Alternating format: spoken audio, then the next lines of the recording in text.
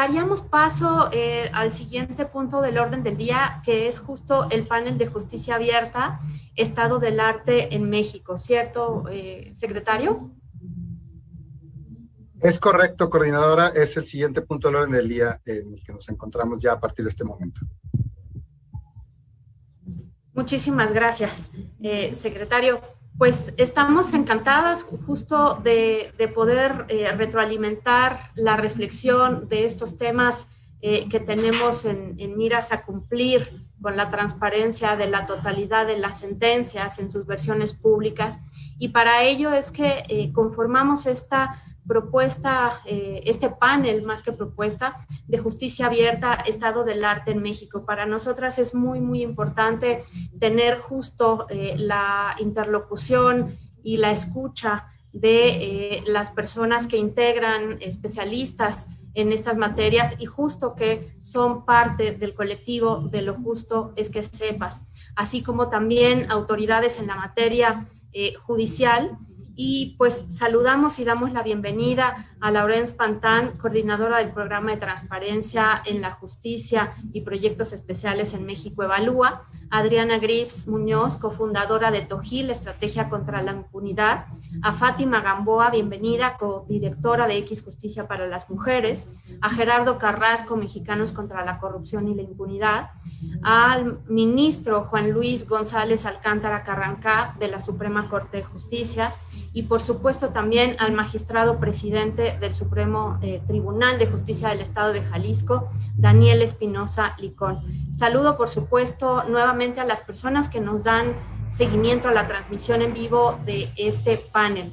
El objetivo sobre todo es que a través del diálogo abierto y recíproco se intercambien ideas y puntos de vista sobre los retos, avances, oportunidades que existen en materia de justicia abierta en México. Lo anterior a la luz de la reforma que sufrió el artículo 73, fracción segunda, de la Ley General de Transparencia y Acceso a la Información Pública en agosto del año pasado. La dinámica de la mesa será la siguiente. Habrá una primera ronda en la que cada persona panelista contará con 8 minutos para realizar una intervención sobre el tema del panel. La ronda número 2 será para cierre de cada persona panelista y contará con 2 minutos. Ahora, justo procederemos a la presentación de las personas que integran este panel. Por un lado, como comentaba, está Laurence Pantán, que es coordinadora del Programa de Transparencia y Justicia en México Evalúa. Laurence es doctora en Ciencia Política por la Facultad Latinoamericana de Ciencias Sociales, Flaxo, México, maestra en Periodismo por la Universidad de Nueva York y licenciada en Comunicación por el Instituto de Estudios Políticos de París. Sus líneas de investigación son independencia judicial, gobierno judicial, consejos de la judicatura, reforma judicial, carrera judicial, transparencia y combate a la corrupción en el Poder Judicial, así como distintos poderes estatales. Y escucharíamos, Gustavo, al siguiente persona panelista, por favor.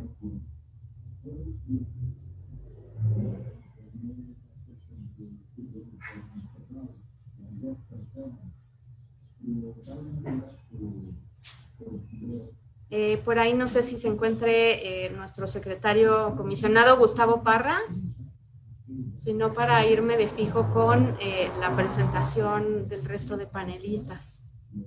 Me parece que no lo... Ah, sí, ahí estás. Un momentito, comisionada. Estamos teniendo un problemita, pero ya está aquí el comisionado. Ah, muchas gracias, Yadira. De que saludos a todos.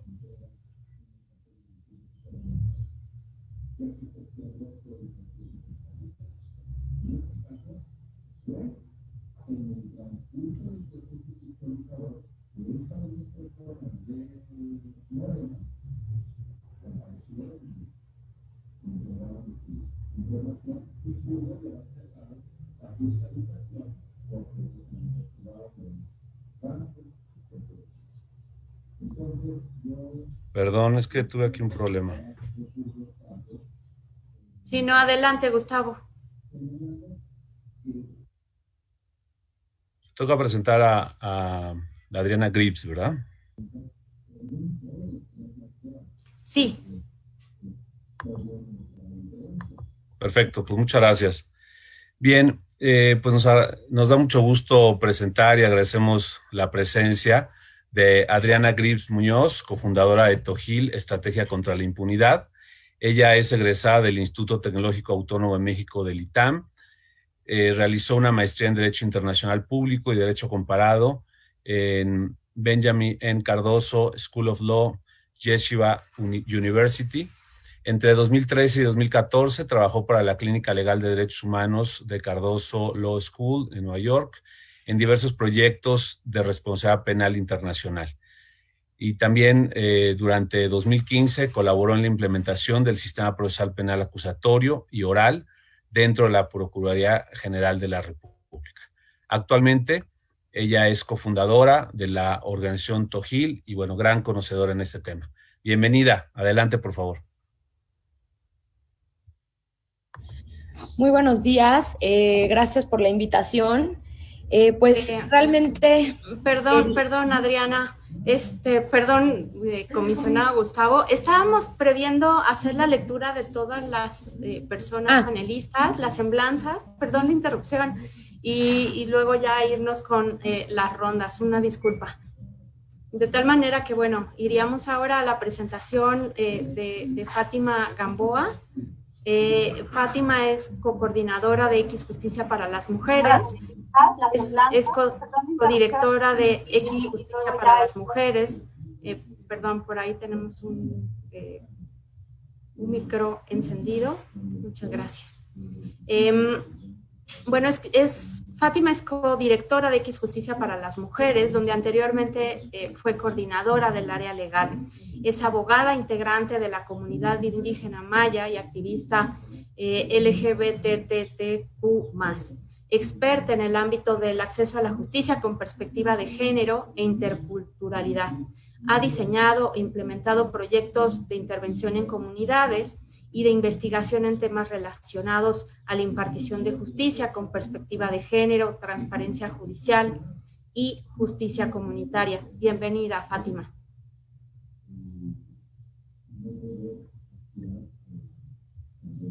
También tenemos la presencia de Gerardo Carrasco, de Mexicanos contra la Corrupción y la Impunidad. Él es abogado especialista en litigio constitucional y administrativo, egresado de la Escuela Libre de Derecho, cuenta con estudios de posgrado en Derecho Regulatorio y es maestrando en Derecho Financiero por la Universidad Panamericana. Ha impartido cátedra de Derecho Procesal Constitucional y Amparo en el ITAM y es profesor y titular de la maestría en Anticorrupción impartida en la Universidad Panamericana. Ha participado en diversos foros, conferencias y paneles relacionados con litigio estratégico, derecho, anticorrupción y derechos humanos, y actualmente se desempeña como director jurídico en Mexicanos contra la Corrupción y la Impunidad. Bienvenido. Muchas gracias y buenas tardes. También tenemos la presencia de Daniel Espinosa Alicón. Él es magistrado presidente del Supremo Tribunal de Justicia del Estado de Jalisco. Es abogado de la Universidad de Guadalajara, ha realizado posgrados en las universidades de San Pablo, CEU, Castilla-La Mancha de Toledo, Rey Juan Carlos y en la Universidad de Salamanca. Estas mencionadas en España. También cuenta con un posgrado de la Universidad de Buenos Aires en Argentina y maestría en la Universidad de Guadalajara. Bienvenido, magistrado. Muchas gracias. Buenas tardes a todas y todos. Un gusto estar con ustedes. Muchas gracias. Y también muy bienvenido, me da mucho gusto saludarlo y que nos acompañe el día de hoy, al doctor Juan Luis González Alcántara Carrancá, ministro de la Suprema Corte de Justicia de la Nación. Él es licenciado y doctor en Derecho por la UNAM, cuenta además con especialidad en Finanzas Públicas, maestría en Relaciones Internacionales por la Escuela Fletcher de Derecho y maestría en Derecho Civil por la Universidad de Barcelona, así como diversos cursos en la Universidad de Uppsala, la Escuela de Derecho de la Universidad de Harvard, en el Centro de Estudios de Justicia de las Américas, en el Instituto de Especialización Judicial de la Suprema Corte de Justicia de la Nación, entre otros. En su vida profesional destaca su vasta trayectoria en el sector público y en la academia. Ha sido defensor adjunto de los derechos universitarios, también del órgano previsor del Ombudsman Nacional, director de la Escuela de Derecho de la Universidad de Anáhuac, director de investigación del acervo histórico diplomático de la Secretaría de Relaciones Exteriores. Y bueno, pues el doctor González Alcántara cuenta con amplia experiencia en el ámbito judicial. Desde 1992 fungió como magistrado del Tribunal Superior de Justicia del Distrito Federal. Del año 2000 al 2003 fue presidente de esta honorable institución y desde 2004 desempeñó el cargo de magistrado de la Cuarta Sala Familiar del Tribunal Superior de Justicia de la Ciudad de México y ahora en la Suprema Corte de Justicia como ministro. Bienvenido, doctor. Gusto saludarlo. Gracias, Gustavo. Un agradecimiento a todos por estar presentes. Pues bienvenidas todas y todos. Y antes de comenzar y dar la palabra a nuestros excelentes panelistas, quisiera contextualizar. En 2015 se publicó la Ley General de Transparencia y Acceso a la Información, la cual marcó justo un retroceso para varias entidades federativas como Aguascalientes, Campeche, Ciudad de México, Chiapas, Hidalgo, Nayarit, Oaxaca, Sonora, Veracruz y Zacatecas en materia de publicación y actualización de las sentencias, puesto que esas 10 entidades ya contemplaban la publicación de la totalidad de las mismas, mientras que con el artículo 73, fracción segunda, se introdujo un concepto ambiguo de publicar únicamente las sentencias que fueran de interés público. Lo anterior generó justo que cada poder judicial interpretara de distintas formas cuáles serían las sentencias de interés y, por lo tanto, cuáles sentencias serían publicadas, siendo que la interpretación que debió prevalecer era aquella que reconoce como sentencia de interés público la totalidad de las mismas que hayan causado estado. La reforma al artículo 73, fracción segunda del año 2020, mediante la cual se suprimió justo lo relativo a las sentencias de interés público, fue una victoria social impulsada por el colectivo Lo Justo es que Sepas. Si bien la publicación de la totalidad de las sentencias fue un gran avance en materia de transparencia del judicial, apenas es el comienzo en la consolidación del paradigma de la justicia abierta. Por tal razón, me gustaría exponer dos ideas a la mesa. El primer paso es justo publicar la totalidad de las sentencias, pero para avanzar en la apertura de la justicia, es también necesario ir varios pasos atrás. La justicia abierta implica procesos sencillos, económicos, cortos y accesibles, en los cuales se utilice el lenguaje sencillo e incluyente. Un sistema al que cualquier persona pueda acceder y en el que no sea necesario el uso de amiguismos, de compadrazgos, de discrecionalidad. Instituciones y personas servidoras públicas que generen justo confianza, que atiendan con empatía en vez de producir confusión. Un sistema que brinde verdaderas soluciones a los conflictos de las personas. En segundo lugar, cuando hablamos de justicia abierta, debemos dejar de mirar quizá únicamente a los poderes judiciales y también observar a otras instituciones y procesos, como son las fiscalías, las comisiones de derechos humanos, los propios organismos autónomos de transparencia, los consejos para prevenir y erradicar la discriminación, los tribunales administrativos, los centros de justicia alternativa, en fin, también los centros penitenciarios, entre otros. Porque también ahí justo se procura y administra justicia, se brindan soluciones a los conflictos. Debemos comenzar a hablar y visibilizar todo el espectro amplio que abarca justo el paradigma de la justicia abierta. Y señalado lo anterior, procedemos a compartir algunas preguntas detonadoras para este panel.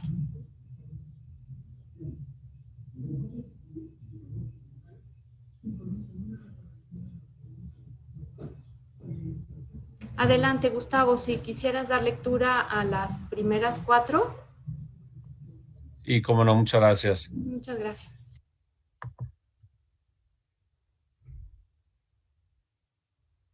Bien, desde su experiencia y conocimiento, ¿cuál es el alcance del paradigma de la justicia abierta? ¿Únicamente hace referencia al Poder Judicial o también abarca otras instancias como son las juntas de conciliación y arbitraje, los centros de justicia alternativa, las fiscalías, las comisiones de derechos humanos, los tribunales de justicia administrativa, los centros penitenciarios entre otros. También otra de las preguntas, partiendo de la premisa de que la justicia abierta no es únicamente la publicidad de la totalidad de las sentencias, en México, ¿qué nos falta para poder transitar a una verdadera justicia abierta?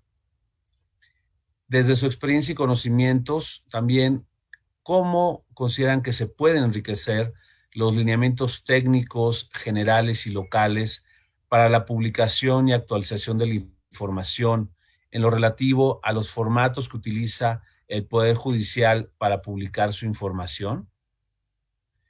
Y también una siguiente pregunta, ¿considera que los formatos específicos para publicar las versiones públicas de las sentencias son adecuados, completos y accesibles? ¿O cuáles son las áreas de oportunidad que se visualizan y cómo podrían solventarse? Gracias. También tenemos algunas otras preguntas de, aun y cuando las sentencias se encuentren públicas, debido a la extensión de las mismas y al lenguaje técnico que se utiliza, continúan siendo instrumentos que necesitan de terceras personas para poder utilizarse y comprenderse. Consideran que al transitar un modelo de apertura en la justicia, las sentencias deben transformarse en documentos sintéticos, en lenguaje sencillo y de formatos accesibles y abiertos. Por otro lado, considerarían necesario que de forma conjunta el Poder Judicial y el Sistema Nacional de Transparencia emitieran un lineamiento para publicar versiones públicas de las sentencias. Derivado de la obligación de publicar la totalidad de las mismas, los poderes judiciales se enfrentan a un problema material, justo para poder dar cumplimiento con tal proyecto. ¿Qué método podría implementarse o qué acciones deben tomarse para que los poderes judiciales estén en condiciones de poder publicar la totalidad de las sentencias de manera trimestral? Y bueno, pues con estas preguntas y esta introducción y la presentación de los perfiles de las personas panelistas, daríamos la voz en primer lugar a Lorenz Pantán por 8 minutos. Adelante, Lorenz, te escuchamos. Muchas gracias. Muchísimas gracias, comisionada, y muchísimas gracias a las Comisiones Unidas del Sistema Nacional de Transparencia por su invitación a participar en este panel y por la organización misma de este panel, que me parece muy importante. La comisionada Nava me pidió centrar mi análisis en el tema de cómo mejorar la publicación de sentencias, y como no tenemos mucho tiempo, voy a esto y espero quizás después poder regresar con algunas de las preguntas muy interesantes que se plantearon al inicio. Como ya se mencionó, desde el colectivo de la sociedad civil, lo justo es que sepas, impulsamos y logramos el año pasado que se modificara el artículo 73 de la Ley General de Transparencia, y ahora se establece que se deben publicar todas las sentencias y no solamente las de interés público. Para el colectivo, esta reforma es un triunfo en favor de la apertura y la rendición de cuentas de la actividad jurisdiccional, pero no es un punto de llegada. Para nosotros solamente es un punto de partida. Ahora, para justamente entrar al tema, para mejorar la publicación de sentencias y que sea una práctica que realmente permita dar pasos hacia la apertura, consideramos que hay algunos importantes parámetros que tomar en cuenta. Primero, debería de existir una plataforma electrónica donde se publiquen estas sentencias y que ésta sea de fácil uso, que no requiera ningún programa especial y que permita saber los siguientes datos. Primero, el número total de sentencias publicadas. Luego, el número total de sentencias emitidas, para que podamos efectivamente saber que se publican todas. Y luego también conocer desde cuándo se incluyen las sentencias en esa base de datos, porque algunas que hemos visto no incluyen esos datos y entonces queda la duda.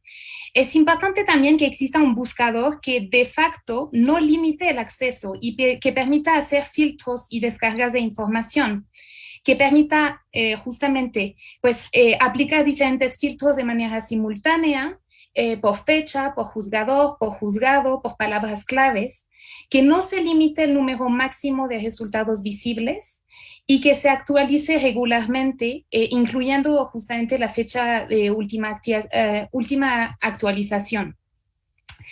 En los hechos, hay poderes judiciales que aún no cuentan con una plataforma o un buscador específico para las sentencias, lo cual ya sí es un punto importante de atender, pero de aquellos buscadores a los que hemos tenido acceso, se pueden notar algunas buenas prácticas y algunas que podrían ser mejorables.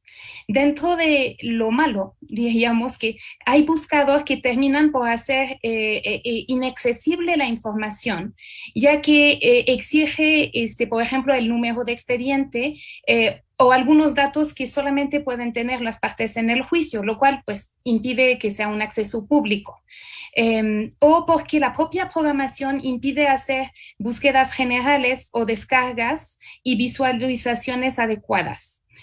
Del otro lado, en la parte buena, quisiéramos destacar el buscador de sentencias emitidas en el sistema penal acusatorio a nivel federal, que fue lanzado el año pasado por el Consejo de la Judicatura Federal.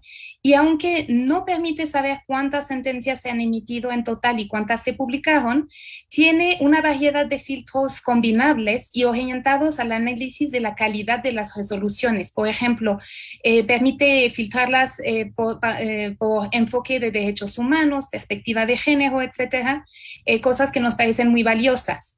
Además, de la versión pública, además, se ofrece un resumen y los resultados se pueden compartir y descargar en formato editable, y aún sin realizar una búsqueda, también se cuenta con un banco de datos abiertos.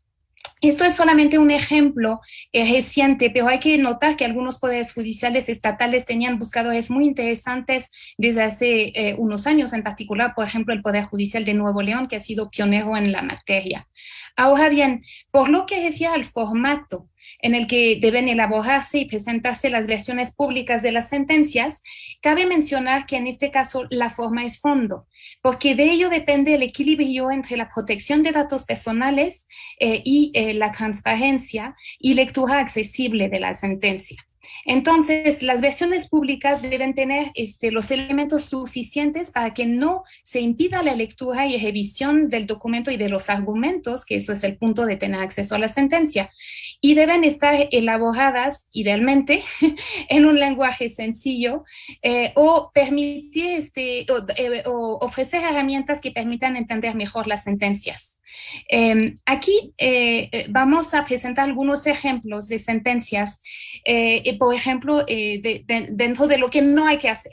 Eso es una sentencia que encontramos y que, como se puede ver, pues tiene testados excesivos e injustificados que impiden leer y, por consiguiente, comprender el sentido y argumentación de la sentencia. Pero también hay ejemplos de poderes judiciales que han cuidado la accesibilidad de sus sentencias para que sea posible leerlas y entenderlas de manera muy pues fácil. El Poder Judicial de Jalisco, por ejemplo, numera cada dato testado y al final de las sentencias, en una suerte de índice, aclara el tipo de dato, por ejemplo, si es nombre o domicilio, edad, etcétera, que esos datos que fueron eliminados nos dice qué tipo de datos fueron y el respectivo fundamento legal. En el caso del Poder Judicial de Oaxaca, se hizo un pasito más adelante porque en cuanto a los datos de las personas, se aclara qué tipo de persona que está involucrada en el juicio es, si es un testigo, un imputado, un perito, etcétera, y nos parece que esto facilita muchísimo la lectura y el entendimiento de las sentencias. También hay algunas prácticas que apuntan hacia la comunicación concreta y efectiva de las sentencias. El Tribunal Electoral del Poder Judicial de la Federación realiza resúmenes e infografías de las sentencias. Y en Coahuila, el Poder Judicial también emite una ficha denominada Explicación Clara y Sencilla de la Sentencia. Entonces, son ejemplos valiosos. También es importante señalar que existen algunas herramientas para guiar la elaboración de versiones públicas. Obviamente, pues los lineamientos generales del Consejo Nacional del Sistema Nacional de Transparencia, que tiene una cosa que nos parece muy buena, que son ejemplos y modelos para explicar cómo se deben de testar los documentos. Cabe señalar que algunos poderes judiciales también cuentan con sus propios lineamientos, y aunque en general consideramos que es positivo que lo tengan, que hayan realizado este esfuerzo de interiorización, digamos, de pues la normatividad, consideramos también que sería importante que haya un ejercicio de diálogo y cooperación interinstitucional y de hecho consideramos que sería bueno que fuera organizado por el mismo Sistema Nacional de Transparencia a fin de homologar algunos temas, como por ejemplo, realmente qué datos concretamente son los datos personales y cómo testarlos. También quisiera comentar algo atender algo que comentó la comisionada, y con esto voy a acabar. Este tema de la dificultad para los poderes judiciales de justamente generar versiones públicas. En general puede ser una tarea tardada y costosa cuando se realiza de manera manual. La buena noticia es que existen esfuerzos para hacer este ejercicio mucho más ágil y automatizado. Es el caso, por ejemplo, de una iniciativa argentina desarrollada por la cooperativa de trabajo Canva, que elabora un programa de código abierto que, con base en inteligencia artificial, permite elaborar las versiones públicas. Y de hecho, lo interesante es que ese software muy próximamente será incorporado y utilizado por el Poder Judicial de Nuevo León. Aquí lo dejo por el momento para no extenderme. Muchísimas gracias por su atención. Muchísimas gracias, Laurence, por esta primera participación. Definitivamente visibilizar las buenas prácticas es indispensable para poder facilitar el cumplimiento de esta obligación de transparencia. Y ahora daríamos paso a la intervención del doctor Juan Luis González Alcántara Carrancá, ministro de la Suprema Corte de Justicia de la Nación. Le escuchamos, doctor. Muchísimas gracias. Buenas tardes. Agradezco a la Comisión de Gobierno Abierto y de Transparencia Proactiva del Sistema Nacional de Transparencia por la invitación a este panel y la oportunidad de comentar con ustedes un tema tan importante como lo es la justicia abierta. Muchos se refieren a las y los juzgadores como los oráculos del derecho, alegoría que ilustra el cómo se percibe a la función judicial, alejada, misteriosa, obscura, mágica, repleta de formalismos rituales, con un lenguaje ajeno, distante y hasta frío. Quizás ahí está el germen histórico de la incomprensión, el lenguaje jurídico.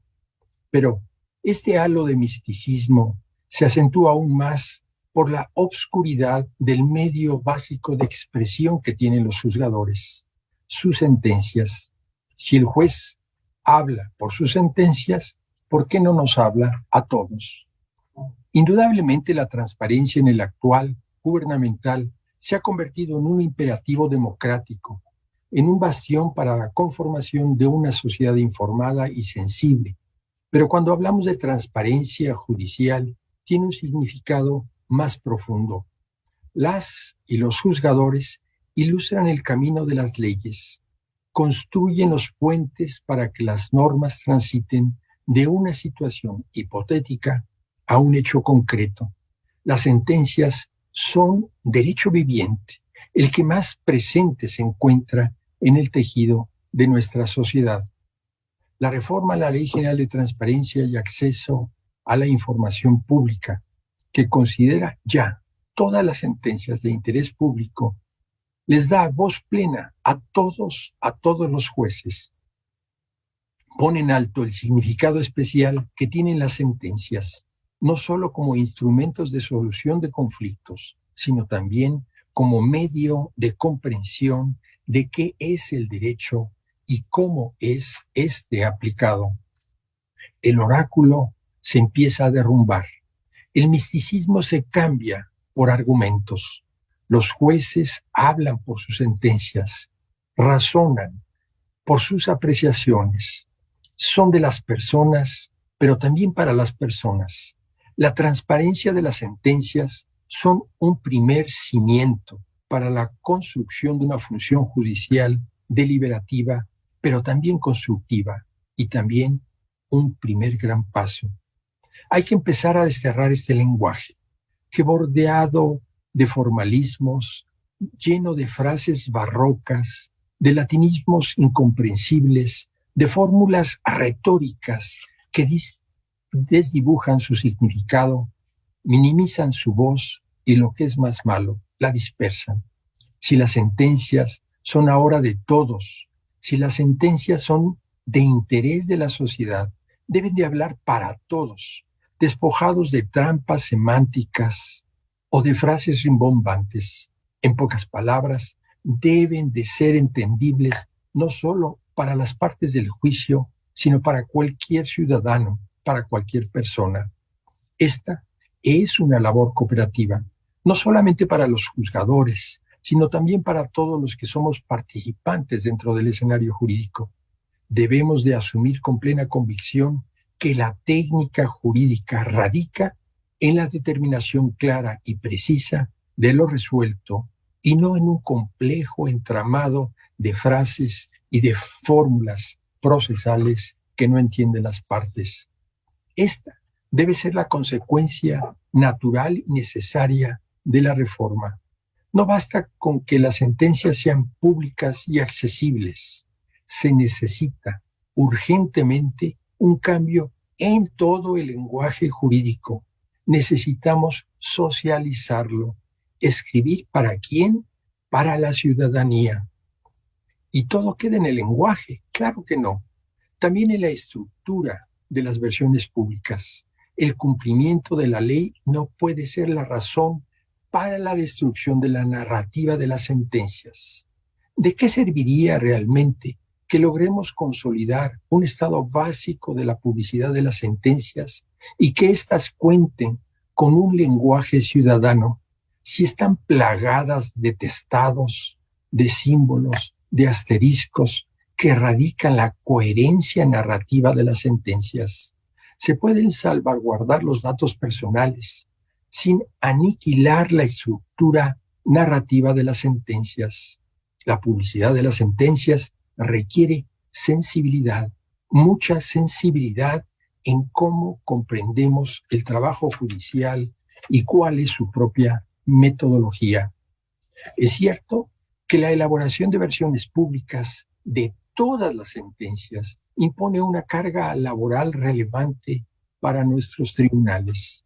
Sin embargo, la misma puede ser paliada, haciendo más eficaz el denominado proceso de engrose. Como ustedes saben seguramente, las sentencias, una vez que son aprobadas, pasan a una fase en la cual se filtran las posibles falencias ortográficas y también los errores formales, o se precisan aquellos argumentos que durante la discusión del asunto fueron aportados al caso por el resto de los juzgadores cuando se está en presencia de órganos colegiados. En esta fase, pienso que es perfectamente viable, al igual que sucede, por ejemplo, ya en la Suprema Corte de Justicia de la Nación o en los restos de los tribunales de la Federación, que se elabore de manera simultánea el engrose oficial, esto es, aquel que no tiene supresión de información sensible y datos personales. Una segunda versión pública que en forma paralela sea incorporada a la Plataforma Nacional de Transparencia siguiendo los lineamientos aplicables, así como un vínculo específico dentro del portal de Internet de los propios órganos jurisdiccionales. Actualmente, el uso de las tecnologías de la información tornan accesible la divulgación de información en tiempo real y de manera sencilla para el público en general. Estas herramientas tienen que ser aprovechadas por nuestros tribunales. De manera paralela, considero que los lineamientos y estándares a observar al momento de publicar las sentencias debería de estar homologado, y para ello me parece muy valioso que exista una colaboración entre los poderes judiciales y el Sistema Nacional de Transparencia, para que sendos organismos aporten sus experiencias al diseño de un esquema común, pero sencillo y eficaz para la elaboración de las versiones públicas. Creo que la publicidad de las sentencias no remarca la necesidad de replantear la función judicial, deja a un lado esquemas excesivamente tecnificados y por lo mismo poco transparentes para abrir paso a un modelo incluyente que sea capaz ya de percibir de manera empática las necesidades de los justiciables y a la vez comunicar de manera clara el sentido y alcance de las resoluciones judiciales a todos los ciudadanos. Este instrumento puede ser la construcción de un mecanismo dialógico entre los poderes judiciales para vislumbrar la obligación de publicidad como el elemento central de una gobernanza judicial abierta que comprenda que la puesta a disposición de todas las sentencias no solamente es el cumplimiento de una obligación legal, es un pilar fundamental para la perspectiva de una función judicial que dialogue con su principal medio de expresión, que son las sentencias.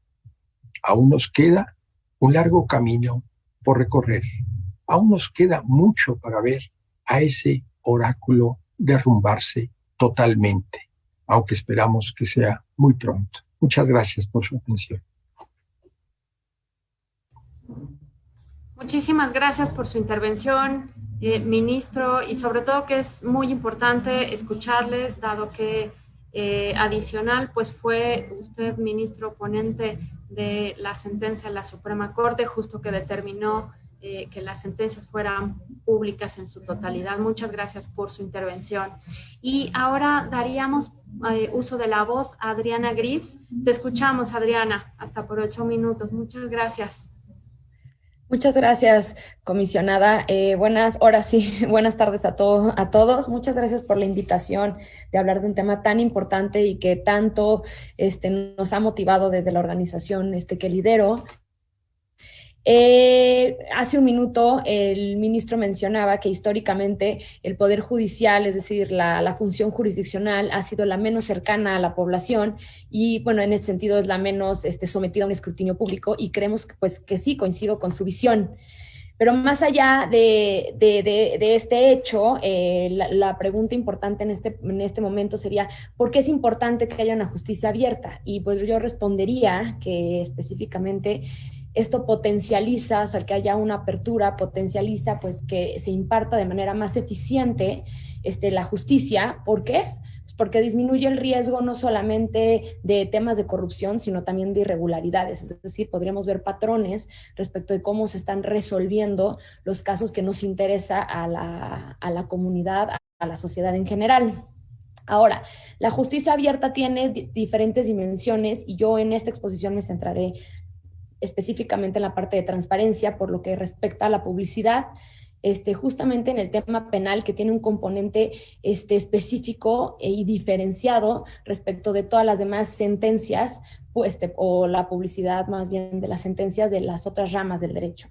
Y particularmente el derecho penal, o más bien las sentencias en materia penal, tenemos dos problemas que yo puedo visualizar. El primero es que existe una disposición constitucional que tiene lógica y congruencia con la legislación secundaria, ya me meteré a profundidad, respecto de que todas las audiencias penales, es decir, donde se está impartiendo justicia, donde se abre un debate, es pública, esto con base en el artículo 20 constitucional. Y la segunda es que las sentencias, tal cual como se modificó el artículo 73 del que hemos estado hablando, las sentencias, la totalidad de las sentencias se dictan en estas audiencias públicas y se hace de manera oral. Es decir, no existen versiones estenográficas, no existe una versión pública, que a veces existe una versión muy escueta pública donde hay una sentencia. Sin embargo, el veredicto se dicta ahí mismo en tiempo real, en vivo y directo, y eso es una sentencia en materia penal. Previo, y voy a hacer una división temporal, previo al COVID, lo que se entendía y lo que estaba entendiendo el Poder Judicial como esta publicidad era que se agotaba al momento en el que terminaba pues justamente las audiencias, es decir, esta publicidad penal de la que habla normativamente la estructura jurídica mexicana era solamente que el público, para los que no estamos familiarizados, el público, cualquier persona ajena al caso que se va a debatir, ajena al proceso penal, puede ingresar a las salas de audiencia, no se tienen que registrar previamente, mientras lleguen al centro de justicia, puedes ingresar y ver cómo de viva voz se está debatiendo y impartiendo justicia. Ahora, ¿qué sucede? En este sentido, hasta aquí, los poderes judiciales nos habían resuelto en varios de los juicios juicios de amparo que nosotros habíamos promovido, y ahorita platicaré un poco de ellos, nos habían resuelto que aquí acababa, o sea, que se agotaba la publicidad penal en el momento en el que acababa las audiencias. ¿Por qué lo digo y por qué es importante? Porque todas estas audiencias penales, cada una de ellas a nivel nacional, están siendo videograbadas. Y todos los centros de justicia federales y locales tienen copia de esos registros. O sea, lo más difícil ya lo ganamos, que es encontrar los recursos para que todas estas audiencias sean videograbadas. Entonces, todos los poderes judiciales hoy en día tienen una copia que se le otorga hoy en día a las partes, es decir, si la víctima, si el imputado, si el Ministerio Público posterior a la celebración de la audiencia, sea audiencia inicial, intermedia, de medidas cautelares o juicio juicio abreviado, juicio oral, todas estas audiencias están siendo videograbadas y todas las partes están teniendo acceso a ella. Ahora, ¿cuál es o dónde está la problemática?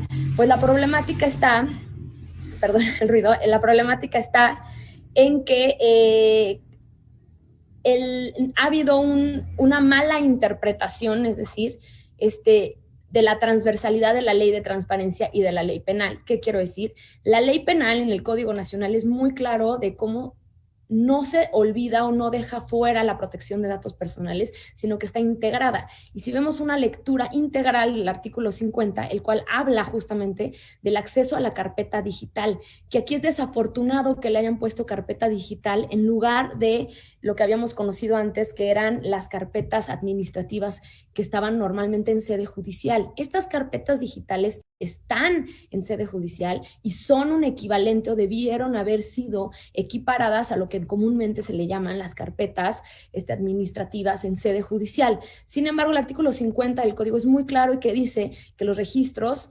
de audio y video pueden ser consultados, y específicamente dice no solamente por las partes, sino por cualquier tercero, o sea, cualquier persona puede acceder a esos registros. No solo así, y creo que muchas veces cuando hemos intentado acceder a estos registros en muchos de los litigios que hemos llevado, los jueces nos contestan que el gran grueso nos han contestado que el problema está en que estos registros de audio y video de estas audiencias contienen datos personales. Sin embargo, si hacemos un escrutinio de la ley, del código, de la ley adjetiva de la materia penal, vemos que el artículo 54 y el artículo 64 integran esa protección de los datos personales. Específicamente, para no aquí dar una letanía, dicen que previo a cualquier audiencia, el juez, y esto sucede, el juez pregunta a las partes si quiere hacer pública o no sus datos personales. Esa es la primera forma en la que se subsana esta protección. Y la segunda es que en el artículo 64 del mismo Código Nacional de Procedimientos Penales, habla de, una vez abierto el debate público, el órgano jurisdiccional, es decir, en ese momento, y normalmente se llevan las audiencias ante un juez de control, el juez que está guiando la audiencia es el órgano jurisdiccional, puede de manera excepcional restringir la publicidad de manera total o parcial, y hay una lista específica de supuestos en los que se puede dar esta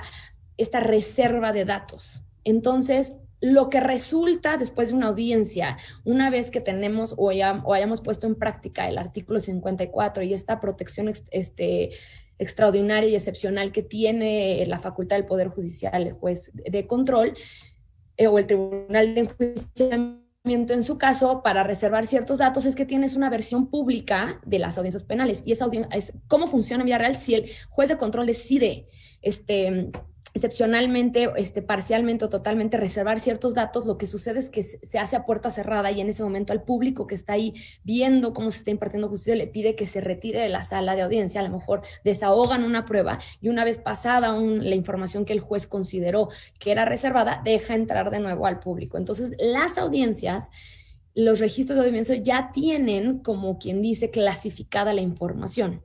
Ahora, por la propia naturaleza de que quien clasificó la información es un poder judicial, resulta que cuando nosotros hacemos peticiones a los registros de audio y video, el Comité de Transparencia de los Poderes Judiciales están reservando la información, es decir, por completa las audiencias. Y en este sentido hay un conflicto no solo competencial, sino también de materia, que es algo que también pues queríamos como tocar rápidamente, sé que tengo poco tiempo, pero hemos visto que una gran discusión que se está dando hoy en el primer circuito justamente es respecto de si la solicitud de la publicidad en materia penal es una materia administrativa o es penal. Y ejemplo de esto es, nosotros hicimos una solicitud de información al presidente del Tribunal Superior de la Justicia de la Ciudad de México de la copia de audio y video de un periodo de tiempo de ciertos delitos y nos contestó que bajo el argumento de que la información era restringida no teníamos que tener ese acceso. Lo interesante es que una vez que presentamos juicio de amparo, el juzgado respectivo niega el amparo y el colegiado en revisión dice que no era competencia de la materia administrativa y no lo remite a la materia penal. Sucede lo mismo en otro caso que lo introdujimos en la materia penal, es decir, hicimos la solicitud directamente al centro judicial, al Poder Judicial, no los niega y cuando presentamos el amparo en materia penal no lo remitió a la materia administrativa. Entonces, de entrada no hay como esa claridad respecto de quién tiene competencia, o sea, qué materia es la que debe regir.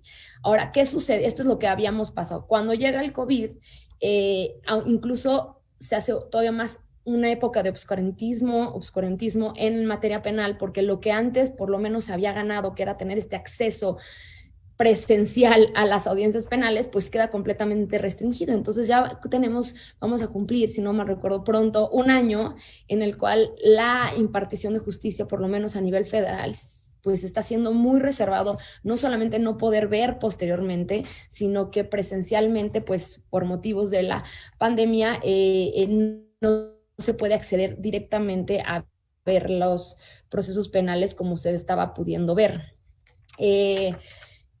Por último, nosotros hemos intentado varias vías de tener acceso. Ahora, la vía administrativa, esa es la parte penal que hemos llevado todos estos juicios. La vía administrativa es justamente... nosotros denunciamos como un incumplimiento justamente a las propias disposiciones de la Ley General de Transparencia y las leyes de transparencia de cada una de las entidades, y en particular, que creo que está muy familiarizada en la mesa, nosotros presentamos una denuncia contra el Tribunal Superior de Justicia de la Ciudad de México por el incumplimiento de su deber de hacer públicas las resoluciones, expedientes judiciales y administrativos resueltos por jueces que hayan causado estado y pues las versiones públicas de las sentencias. Porque en realidad en esto el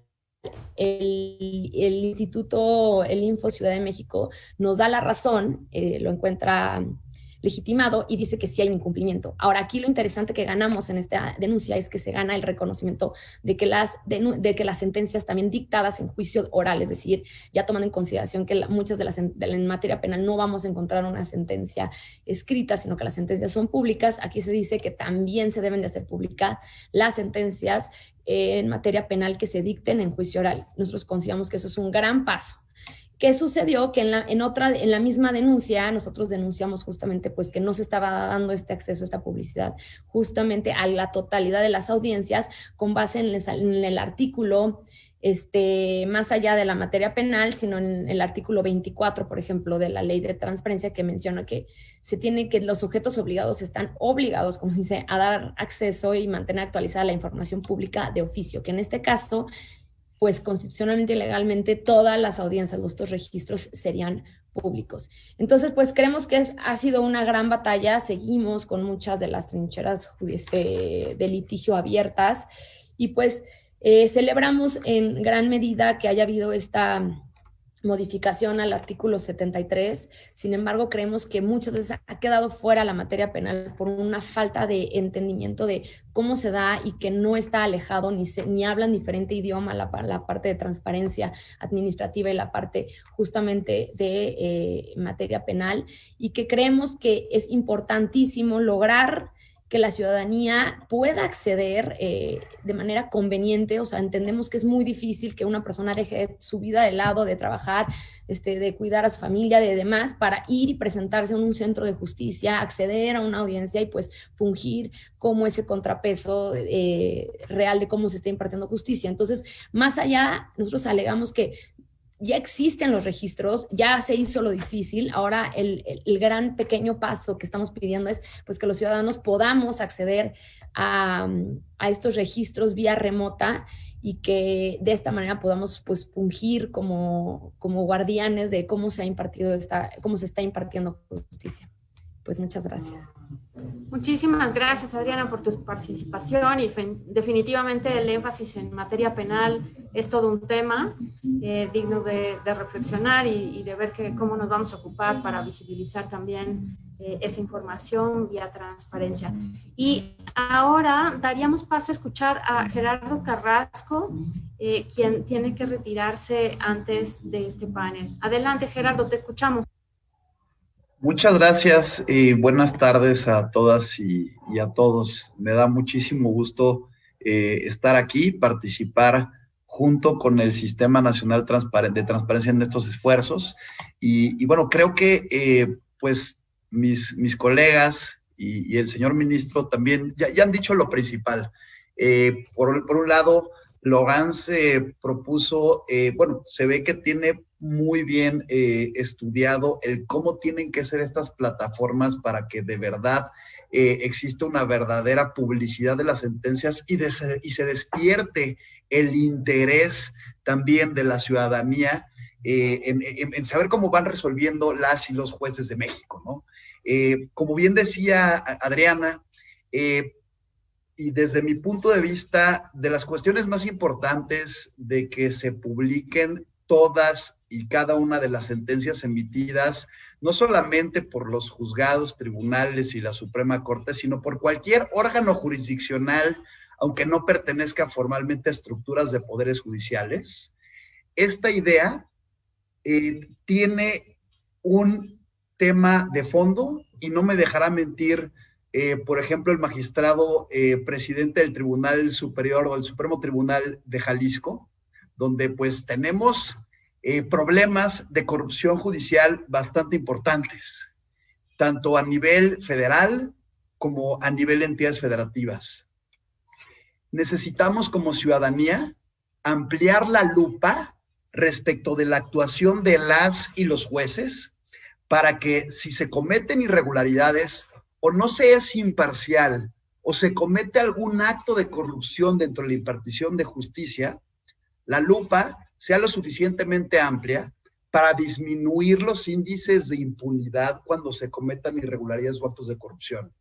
Esta fue de las principales motivaciones que tuvimos en Mexicanos contra la Corrupción y la Impunidad para fungir como parte quejosa en este pues, juicio que fue resuelto el pasado 3 de febrero de 2021. Dentro del propio sistema de justicia abierta y toda la idea de justicia abierta, pues no solamente es conocer, desde mi punto de vista, cuáles son las razones y argumentos por los cuales un órgano jurisdiccional resolvió de tal o cual manera. El problema viene cuando se trata de órganos colegiados. Por ejemplo, en el amparo que se resolvió el pasado 3 de febrero, la ministra Norma Piña votó en contra. Ganamos 4-1. Pero la ministra Norma Piña no emitió un voto particular. Yo no sé, en el amparo respecto de la transparencia judicial, por qué una ministra de la Suprema Corte de Justicia de la Nación no coincidió con el proyecto propuesto por el ministro Juan González.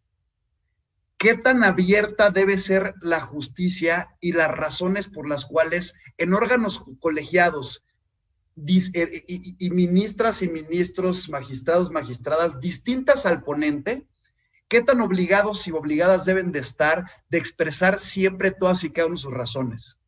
Yo me pregunto, señor ministro, ¿por qué en 2021, y lo digo con muchísimo respeto, por qué en 2021 seguimos teniendo sesiones previas o partes previas de las sesiones de la primera y de la segunda sala de la Suprema Corte de Justicia? En las sesiones, en la parte pública de las sesiones, pues toda la ciudadanía podemos consultar cómo fueron votados los asuntos, pero pues si la ministra o el ministro no toma la decisión de publicar las razones de su voto, ya no vamos a tener una verdadera justicia abierta en ese sentido, ¿no? Creo también que la batalla legal, que a lo que yo le llamo el inicio del fin de la opacidad judicial, no descansa en este juicio que fue promovido y tuvo éxito en la Suprema Corte de Justicia. Yo creo que tenemos que hacer una realidad, y espero quizá en 5 o 10 años sea una realidad, que todas y cada una de las sentencias, sobre todo de tribunales locales, sean dadas a conocer por parte de los órganos jurisdiccionales. Hice un ejercicio sabiendo que iba a estar el magistrado presidente del Tribunal Supremo de Jalisco, pues me metí a la página del Consejo de la Judicatura del Estado y nada más encuentro, señor magistrado, las sentencias o algunas de las sentencias de las salas, es decir, los tribunales de apelación. No encuentro, y ojalá me equivoque, no encuentro dónde están pues las sentencias de los juzgados de primera instancia en materias penal y en materia civil, ¿no? Lo mismo por lo que hace al Consejo de la Judicatura de la Ciudad de México, lo mismo por lo que hace a los juzgados de procesos penales federales. Es muy difícil acceder a este tipo de sentencias. Y si ahora implementamos un sistema y una plataforma como la propone Laurence, ¿de qué nos sirve como ciudadanía? Bueno, quizá a mí como abogado litigante sí le puedo encontrar utilidad, pero ¿de qué le sirve a un estudiante de la carrera de economía que quiere saber pues ciertos criterios en donde haya participado la Comisión Nacional Bancaria y de Valores? ¿De qué le sirve tener 1/2020 al 2000/2020 en un listado en 845 páginas en la página de internet de los consejos de la Judicatura? ¿Por qué no hacer de la publicidad de las sentencias algo que de verdad le interese a la ciudadanía? Ya rebasamos y ya rompimos una primera barrera, que fue lograr la obligación de la publicidad de todas y cada una de las sentencias, porque ponía yo a veces ejemplos al absurdo. Imaginemos que el Congreso de la Unión emite determinada ley y no la considera de interés público, entonces no la publica en el Diario Oficial de la Federación, ¿no? Tan absurdo sería eso como pensar que pues puede haber jueces que no consideren de interés público alguna de sus sentencias. Ya que rebasamos esto, ¿qué vamos a hacer, comisionada y comisionados que nos están escuchando? ¿Qué vamos a hacer para mejorar estos lineamientos técnicos? Pero sobre todo, ¿cuándo lo vamos a hacer? ¿Cuándo vamos a tocar la puerta de la Cámara de Diputados, por lo menos para nivel federal, que se justifiquen partidas presupuestales para hacer realidad algo costosísimo como lo es generar todos estos tipos de sistemas y algoritmos para la generación de versiones públicas? ¿Cómo le vamos a hacer para convencerlos?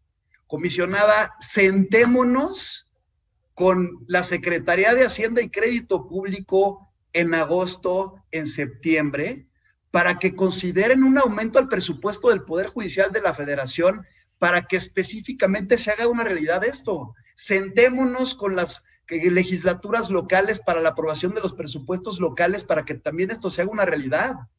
Tenemos que exigir como ciudadanía y ayudarnos junto con las autoridades que son ustedes.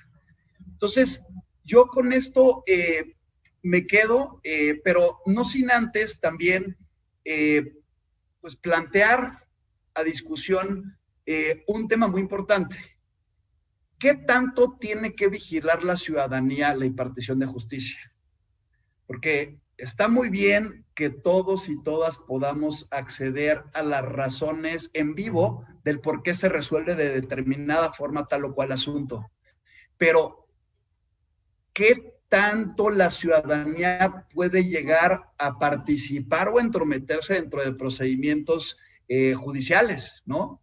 Creo que hay ciertos momentos en donde tiene que pensarse en la independencia judicial y, por ejemplo, hagamos de la participación ciudadana todo un juicio que se encuentra en trámite, pero esto justifica que pues desde determinadas trincheras se ataque a los jueces y a las juezas por resolver de tal o cual manera, como lo hemos visto en las últimas 2 semanas, que pues desde la palestra mañanera se difama a los jueces especializados en materia de competencia económica, radiodifusión y telecomunicaciones. Entonces, creo que hay que también pensar en el principio de exhaustividad. Si tuviéramos sentencias como en el Poder Judicial en Estados Unidos, que pues a veces hay sentencias de 5 o de 6 páginas, pues aquí en México, si estamos viendo, señor ministro, demandas de abogados y abogadas de despachos tradicionales de 500 páginas y la mitad están en latín, ¿no? Esto no justifica que pues se elaboren sentencias de 5 o 6 páginas, porque los jueces están obligados a dar contestación absolutamente a todos y cada uno de los argumentos. Entonces, son varios puntos que creo que invitan a una reflexión comisionada y pues tenemos que ir resolviendo para que sí se respeten los principios del artículo 17 constitucional, pero también se respeten ciertos formalismos, no todos, pero ciertos formalismos como la exhaustividad, y también se respete a toda costa la independencia judicial. Pongámonos a chambear todos y todas. Yo, como se lo dije, María del Carmen, estoy pues dispuesto a seguir luchando por mejorar estos lineamientos con lo que expuso Logans, que me parece magnífico y de verdad les felicito. Y bueno, ¿qué vamos a hacer en materia de pedir dinero a los congresos, que aumenten los presupuestos de los poderes judiciales federal y locales, para que hagamos quizá en 5 años de esto una realidad? Muchísimas gracias a todos y a todas, muchísimas gracias al Sistema Nacional de Transparencia y pues un gusto saludarles. Muchas gracias, Gerardo, por tu intervención.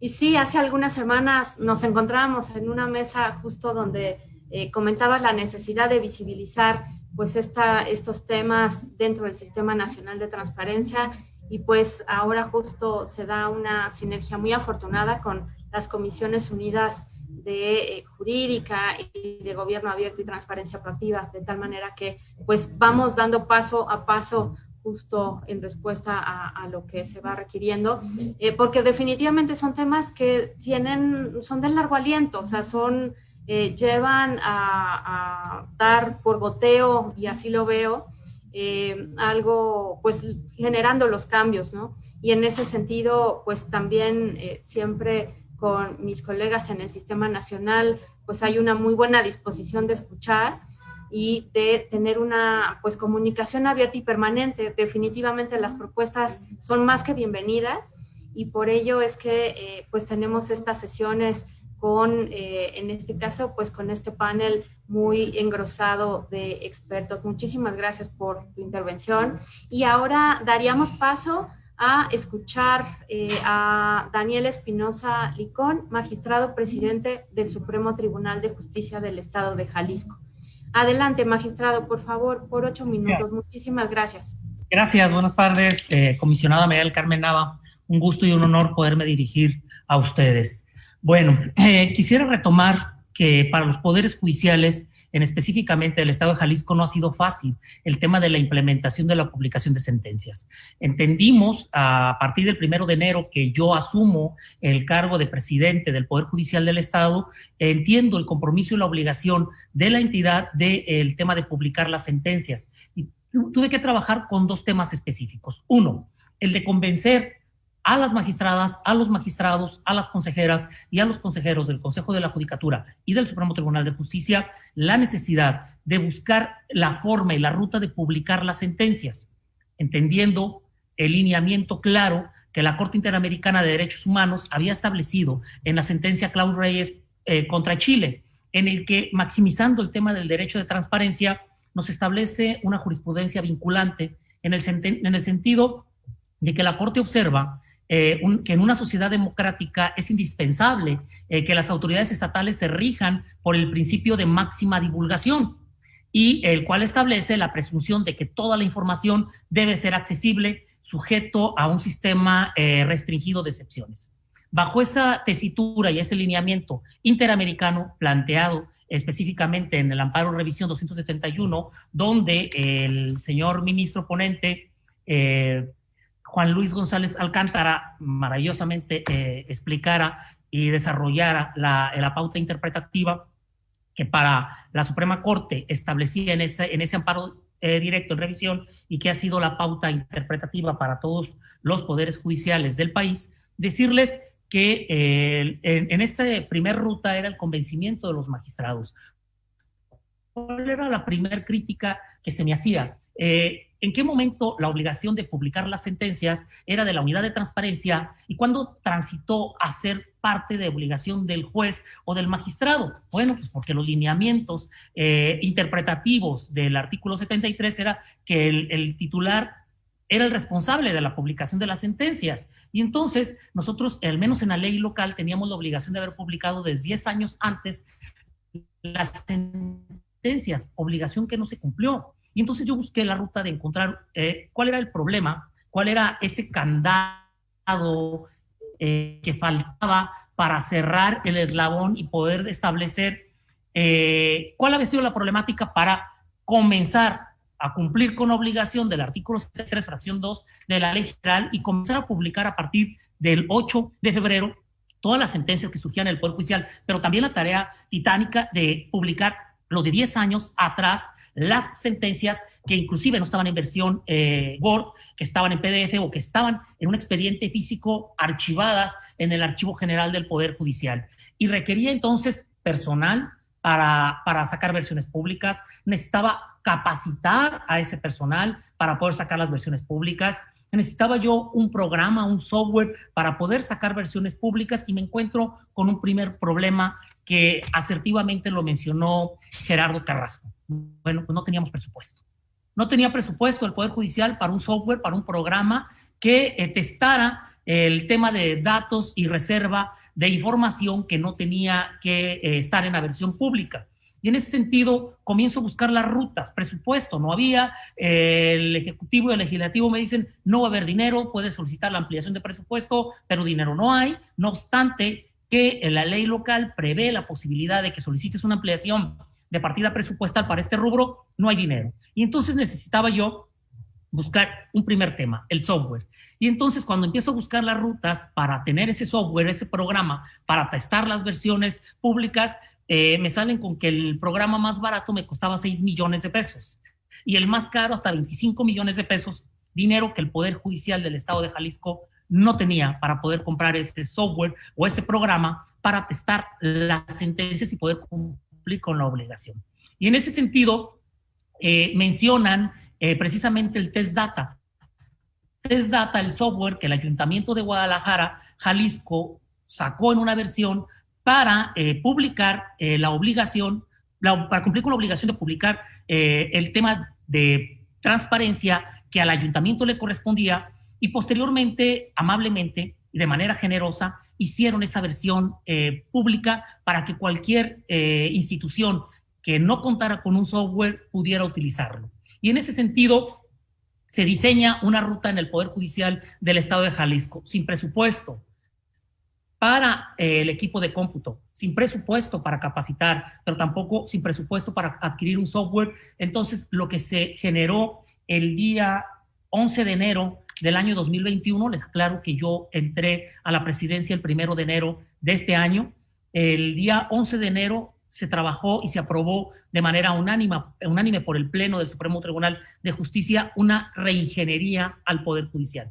donde lo que tuvimos que es desaparecer direcciones y cancelamos 24 plazas de jefaturas y auxiliares para poder generar la creación a su vez de 33 plazas de personal que se iba a encargar del tema de generar las versiones públicas para cada uno de los magistrados. Hay 34 magistrados en el estado de Jalisco, el presidente no conforma sala, los 33 magistrados tenían entonces que sacar una versión pública y publicarla. Y entonces se generan unos lineamientos que fueron aprobados el 26 de enero, casi todo en el mismo mes trabajamos a marchas forzadas. Uno, para aprobar la reingeniería, generar recursos y con esos recursos apuntalar el área de transparencia para que hubiera personal que sacara las versiones públicas tanto de los 10 años atrás como las nuevas a partir del 1 de febrero. El Poder Judicial del Estado de Jalisco se generó el reto de que fuera a partir del 1 de febrero el cumplimiento de la obligación. Y con eso, entonces, generamos la reingeniería para generar el personal. Se le capacitó por parte del ITEI de manera gratuita, sin generar un gasto extraordinario. El ITEI amablemente capacitó al personal junto con la unidad de transparencia del Poder Judicial y empezamos a trabajar al menos todo el mes de febrero con el Test Data, un software que no era un traje a la medida del Poder Judicial. Les explico entre algunas de las problemáticas que tenía o que genera, que a partir de la página 60 comenzaba a borrar la información porque el programa solamente tenía capacidad o entendía el de poder testar 60 hojas. Pero las sentencias que lamentablemente se dictan en el Poder Judicial son 100, 150, 200 hojas. En el engrose quedan así de robustas las sentencias en ese tradicional actuar de los juzgadores y juzgadoras de fundar y motivar adecuadamente una sentencia, so peligro de que un amparo se conceda para que se funde y se motive correctamente la sentencia. Y bueno, en ese sentido, el Test Data no se ajustaba a las necesidades del Poder Judicial del Estado de Jalisco. No obstante, algunos poderes judiciales del país, con este software gratuito, se comenzó a trabajar. El personal de informática del Poder Judicial del Estado de Jalisco trabajó a marchas forzadas y sin gastar un solo peso, porque no lo teníamos, salvo el salario digno que el personal de informática y los programadores del Poder Judicial del Estado de Jalisco recibieron. Con ello se creó un software llamado Élida que se aprobó el pasado 9 de marzo.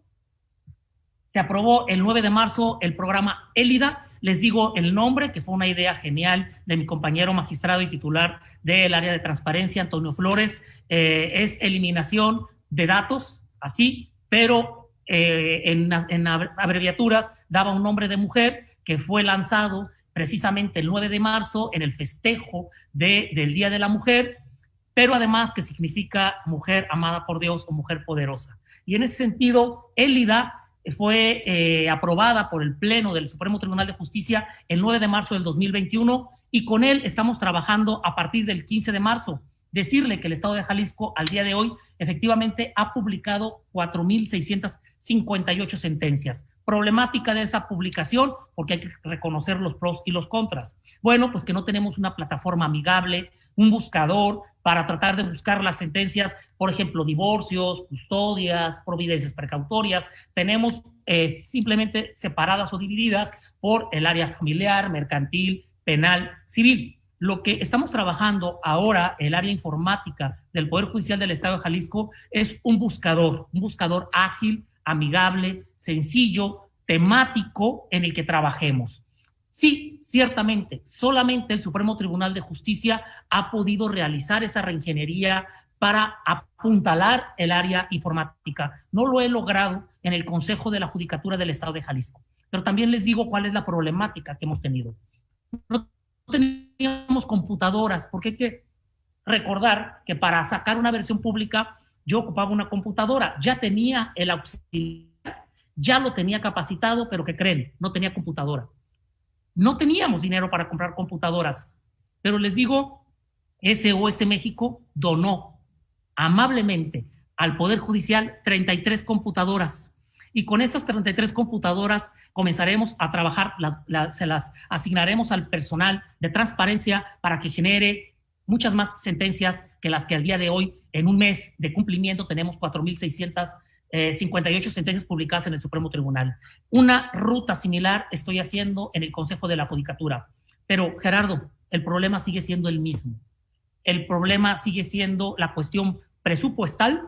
No tenemos computadoras para dotarles a los 199 jueces que tiene el Poder Judicial del Estado de Jalisco.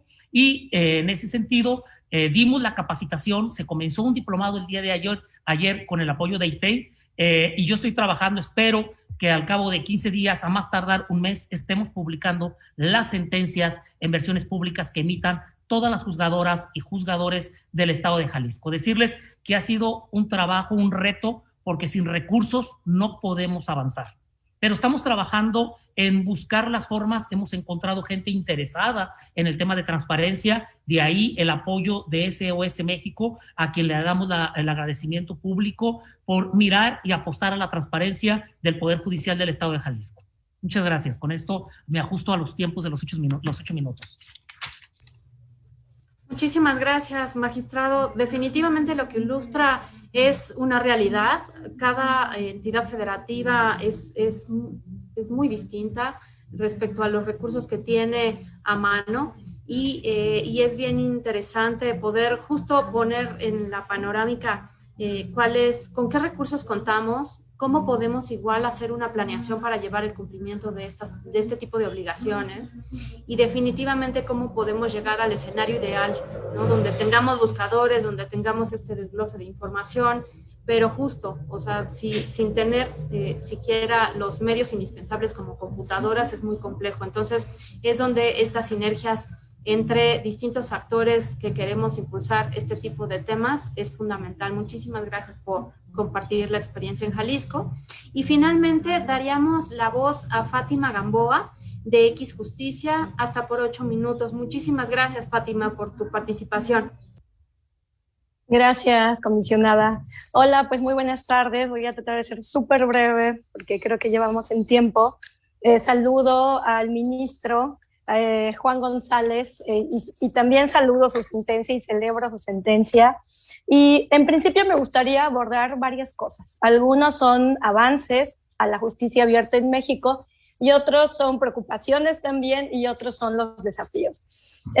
Como sabemos, bueno, en 2019 X Justicia para las Mujeres hizo el primer informe Ranking de Opacidad Judicial y Justicia Abierta, y en este informe podemos dar cuenta que en principio solamente un poder judicial cumplía con su obligación de publicar sentencias, pues todos se excusaban en que las sentencias, no todas las sentencias eran de interés público. En ese sentido, creo que un gran avance justo es la resolución de la Suprema Corte de Justicia, que a mí me gustaría hacerles una invitación al sistema, a la comisión, a que no se vea esta sentencia y no se lea esta sentencia como únicamente impuso la obligación de publicar todas las sentencias, sino que podamos comprender el sentido de esta resolución y que va más allá de la publicación de sentencias. Primero, esta sentencia redirecciona las obligaciones del Poder Judicial y las responsabilidades, pues antes, en el ámbito judicial, el derecho a la información estaba centrado en la acción de la ciudadana que solicitaba la información. Con la sentencia de la Suprema Corte, ahora la obligación y la protección del derecho de acceso a la información judicial está centrado en la obligación principalmente de transparencia y de publicación de sentencias del Poder Judicial. Entonces ya hay una mirada centrada en el Poder Judicial. Punto número 1.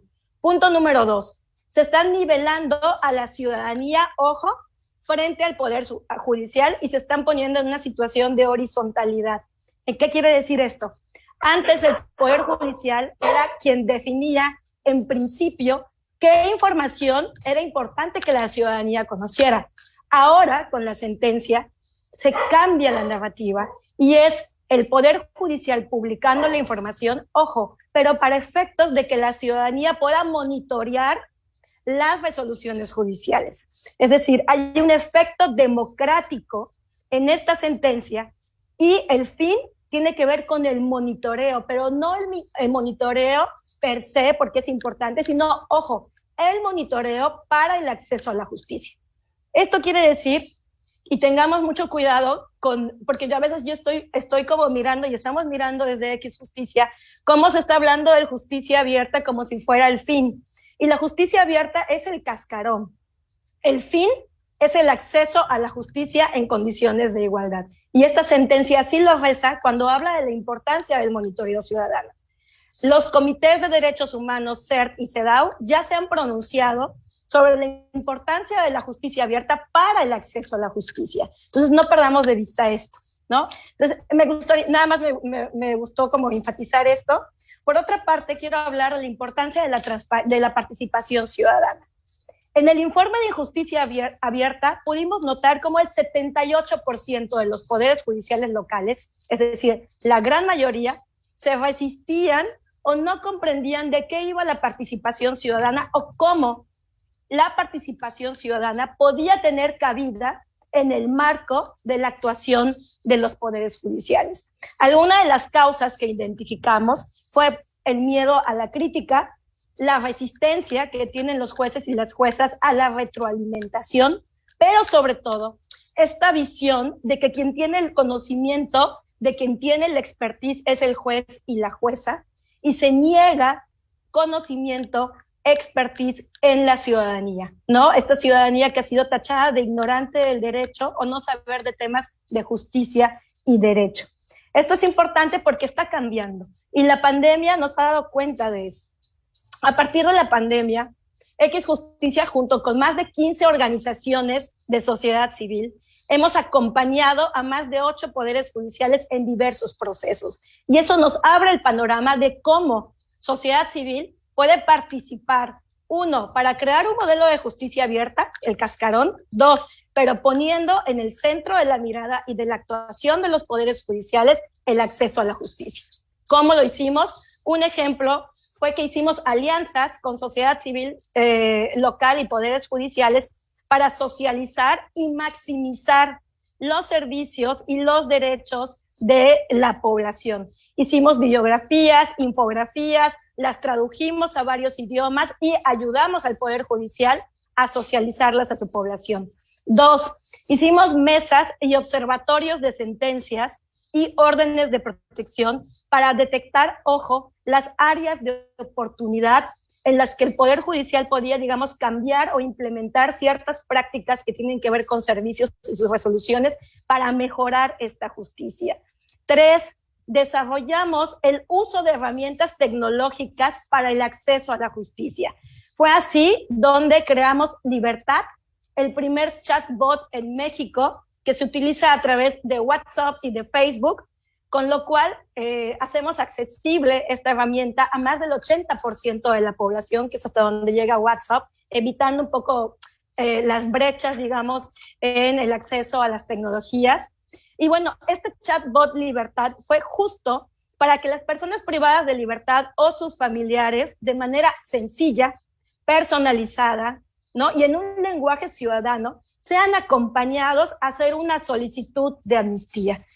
Este mismo chatbot lo estamos trabajando con los poderes judiciales, pero para que sirvan, para que las mujeres en situación de violencia puedan solicitar órdenes de protección. En Oaxaca estamos impulsando el primer Consejo Consultivo Ciudadano Judicial. Hasta ahorita no ha habido algo parecido más que en la Suprema Corte y lo estamos tratando de impulsar en Oaxaca. Estas son, digamos, algunas de las acciones que podemos implementar para la justicia abierta y el acceso a la justicia.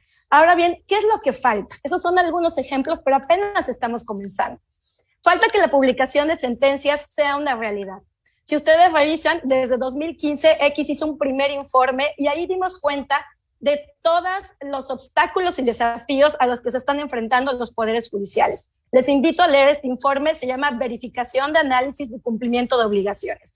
Ahí dimos cuenta de los problemas que tienen los poderes judiciales con sus motores de búsqueda y el grado de desagregación de la información.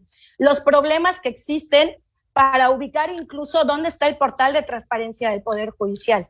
Los problemas que existen en el lenguaje de las sentencias. Siempre hemos dicho que el lenguaje de las sentencias tiene que ser ciudadanizado, tiene que ser accesible, tiene que ser comprensible, de lo contrario seguirá siendo esta cortina de humo que impide una comprensión a la ciudadanía de nuestros derechos. También es importante que el Poder Judicial mejore sus registros, sus datos y sus estadísticas, ya que hemos advertido que hay poderes judiciales que ni siquiera tienen la información del número de sentencias que emiten, ni información sobre el número de hombres y mujeres que ingresan al sistema. No hay información sobre cuestiones interseccionales. Si preguntamos a los poderes judiciales cuántas mujeres indígenas están dentro del sistema penal siendo juzgadas, no se tiene esta información. Y ojo, si no se tiene esta información, seguramente tampoco se está atendiendo a garantizar ciertas obligaciones procesales y de derechos humanos de estos grupos. En el informe de opacidad judicial también nos dimos cuenta que ningún poder judicial tenía una política de transparencia proactiva. Esperamos ver ya un cambio ahora que estamos por sacar el segundo informe de injusticia abierta y que ya haya poderes judiciales que tengan esta política de transparencia proactiva y que, ojo, esta política de transparencia proactiva seguramente va a tener deficiencias si no se acercan los poderes judiciales a la ciudadanía para preguntar cuáles son las necesidades de información de la diversidad de la ciudadanía frente al trabajo del Poder Judicial. Un tema muy importante, ya lo dijeron, presupuesto. En este mismo informe de injusticia abierta documentamos que la mayoría de los poderes judiciales, no tengo el número acá, pero eran muy pocos, menos de 5 poderes judiciales, los que tenían presupuestos para sus unidades de transparencia. La mayoría no tenía presupuestos y trabajaban sus unidades de transparencia con 1 o 2 personas y con presupuestos generales. Entonces es importante seguir fortaleciendo esta parte de presupuesto y de personal y capacidades, pero sobre todo que la transparencia y el derecho de acceso a la información no se vea como una obligación de una persona o de una unidad, sino es una obligación transversal al Poder Judicial. Y por último, es muy importante que sigan existiendo redes de monitoreo y de evaluación ciudadanas, porque esas nos van a permitir poder mejorar el acceso a la justicia y solo con la participación de ellas podemos construir un modelo de justicia abierta en donde, por ejemplo, podamos monitorear la eficacia de la capacitación judicial, la imparcialidad de los procesos de selección e ingreso de jueces y juezas, y algo importante, y ya con esto termino, las sentencias ya son públicas y la ciudadanía ya las podemos observar, pero al interior de los poderes judiciales, los consejos de la judicatura locales tienen que establecer mecanismos de vigilancia, de disciplina y de seguimiento, para que ahí, en donde haya una resolución o una práctica judicial que esté poniendo en tela de juicio, que esté discriminando o generando violencia contra cualquier usuaria o usuario del sistema de justicia, pueda detectarlo y pueda transformar estas prácticas e incluso sancionarlas. Entonces, si las sentencias son públicas, qué bueno, pero ahora nos toca a los poderes judiciales instituir o institucionalizar estos mecanismos para poder detectar estas prácticas, para poder transformarlas y erradicarlas y así poder mejorar el servicio de justicia. Y ya con eso termino. Muchísimas gracias por la invitación. Muchas gracias, Fátima. Definitivamente son muy valiosos los levantamientos que han hecho de los reportes de injusticia abierta que refieres por parte de X Justicia. Y justo me parece que no hay que perder de vista que necesitamos, la transparencia es un medio para alcanzar justo un fin, como bien lo referías. Y aquí, pues, me gustaría terminar este panel ya con el cierre y les pediría, si tuviéramos una sola idea para presentar en menos de un minuto por cada una de ustedes, sería muy, muy valioso. Sobre todo, pues, ¿qué esperamos? ¿Cómo podemos aportar en el siguiente paso a la construcción de esta información de sentencias públicas por transparencia? Y bueno, tu reflexión final, más bien tu idea, fuerza, Laurence, te escuchamos. Muchísimas gracias. De verdad, primero felicitarlos por sus presentaciones. Fue un gusto. Aprendí mucho escuchándolos a todos y todas. Nada más para concluir, una cosa que me parece muy importante es el tema de cómo la transparencia, abonando a lo que decía Gerardo, cómo la transparencia puede abonar a la independencia judicial. Me parece muy importante apuntar esto en el contexto actual.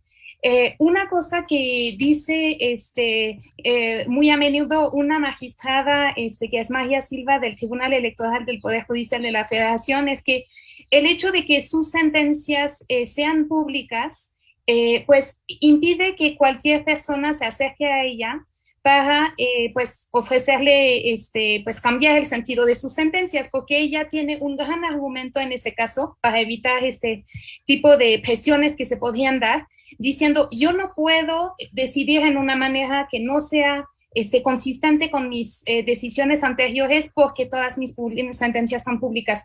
Creo que eso es muy importante porque creo que los poderes judiciales están en un momento clave. Están peleando día a día por su independencia y hay muchos ciudadanos que estamos apoyando para que pues en esta pelea, digamos, pero yo creo que la transparencia es la mejor herramienta para la independencia judicial. Muchísimas gracias. Sí, muchísimas gracias, Laurence, por tu participación. Le escuchamos, ministro, por favor. Muchas gracias, felicidades a todos los participantes y a los organizadores. Siempre escuchaba yo de chico, es como buscar una aguja en un pajar. Si tenemos la publicidad de las sentencias, y las tenemos publicadas todas, cada una de ellas disponibles, tenemos que plantearnos cómo evitar que la búsqueda del criterio que se necesita sea como buscar una aguja en un pajar. Necesitamos entender que el empleo de los medios tecnológicos son solamente una herramienta que nos ayuda a adaptar un modelo de trabajo, una metodología. Si las sentencias se encuentran en Internet, debemos de preguntarnos cómo hacer más accesibles y mucho más amigable su consulta. Cuando hayamos logrado un estado del arte de las sentencias publicadas, tendremos que caminar a una sistematización de estas, que veamos el empleo de los medios informáticos como un medio, no solo de adaptación, sino de transformación de nuestras funciones. Foros como este nos pueden ser la oportunidad para que el Sistema Nacional de Transparencia ponga en la mesa la necesidad de sistematizar o crear medios para la búsqueda específica de precedentes a nivel nacional. ¿Qué mejor escenario que un thesaurus que nos permita buscar por temas o tópicos relevantes que han resuelto o cómo han resuelto nuestros tribunales? Temas como la gestación subrogada, la fecundación post-mortem o la parentalidad, por mencionar algunos de esta cantidad de asuntos que constituyen la gran muestra de cómo se asimila nuestro derecho a la jurisdicción ordinaria. Muchas gracias. Muchas gracias por su participación, ministro. Te escuchamos ahora, Adriana, por favor, con tu cierre. Gracias de nuevo por, felicidades a los organizadores y gracias por la invitación. Yo rápidamente nada más voy a decir que me uno a la celebración de los pasos contundentes que se han dado para acercarnos a una justicia abierta. Sin embargo, creo que tenemos aún varios pendientes que sin lugar a dudas el gran pendiente es darle esa materialidad al acceso no solo a las sentencias, sino a todo el tema de impartición de justicia, de la toma de discusión, el debate.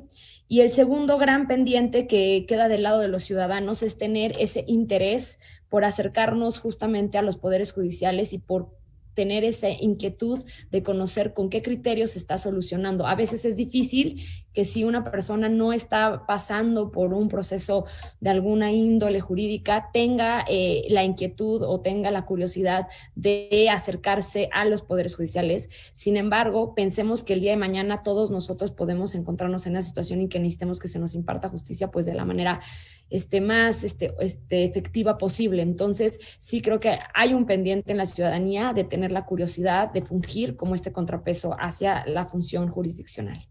Pues muchas gracias. Muchas gracias, Adriana, por tu intervención final. Y ahora escucharíamos al magistrado presidente Daniel Espinosa. Por favor, magistrado. Gracias, María Carmen. Pues también agradecer a los organizadores. Yo me llevo dos tareas. Las críticas que escucho aquí las tomo como constructivas y como puntos para trabajar y buscar la ruta. Tengo la tarea pendiente de publicar las sentencias en el Consejo de la Judicatura. Tengan la certeza de que me pongo las pilas en ese tema y en breve estarán viendo, así como lo hicimos en el Supremo Tribunal de Justicia, en el Consejo de la Judicatura, buscar la manera, la ruta, aún sin recursos, de publicar las sentencias.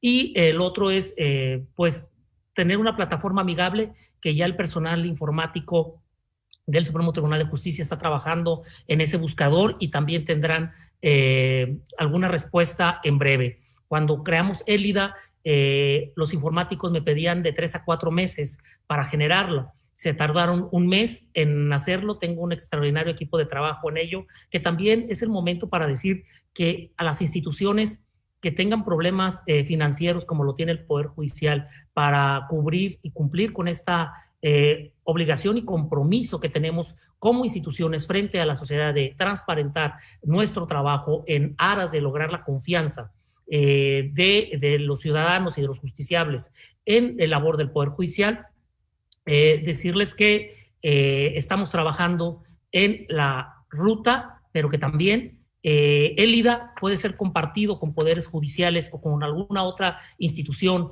que carezca de recursos para poder trabajar con ella. Lawrence hacía una crítica porque nosotros teníamos un tema de que poníamos en la versión pública solamente un punto de que eliminado 1, eliminado 2, y que el de Oaxaca nos tenía testigo 1, testigo 2 imputados. Sus observaciones tendrán éxito y verán en breve que Élida tendrá esas modificaciones para que las publicaciones de las sentencias posteriores estén especificadas como lo tiene Oaxaca. Muchas gracias a todas y todos. Muchas gracias, magistrado. Y pues cuenta siempre con el apoyo de todo el sistema nacional, no solo usted, sino cualquier sujeto obligado que podamos facilitar, contribuir, en fin, sin duda alguna son retos que compartimos. Y finalmente te escuchamos, Fátima, con tu intervención de cierre. Muchas gracias. Gracias. Pues yo quisiera más bien hacer una invitación a este sistema y decir que el legislativo ya hizo lo suyo, la Suprema Corte de Justicia también, la sociedad civil también está haciendo lo suyo, el Poder Judicial también hemos visto que está haciendo lo propio, pero es importante saber qué está haciendo el INAI y si de entrada ya cambió los lineamientos sobre el concepto de interés público en tratándose de sentencias, porque también en ese sentido se resolvió en la resolución de la Suprema Corte. Entonces es importante saber si ya cambió estos lineamientos o de qué manera está trabajando para generar lineamientos y con quién está trabajando.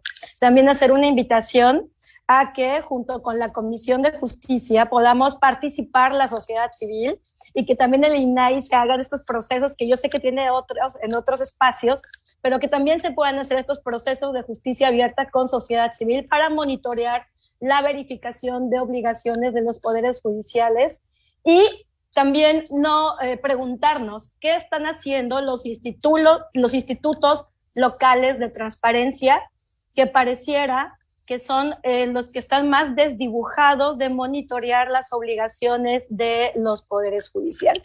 Y nada más yo termino diciendo que el modelo de justicia abierta es este medio para lograr la justicia con igualdad. Esta debe de aprovechar las oportunidades y las herramientas que el futuro nos presenta, pero también se tiene que hacer cargo de las desigualdades del pasado. Gracias. Muchas gracias, Fátima, por tu participación y cierre.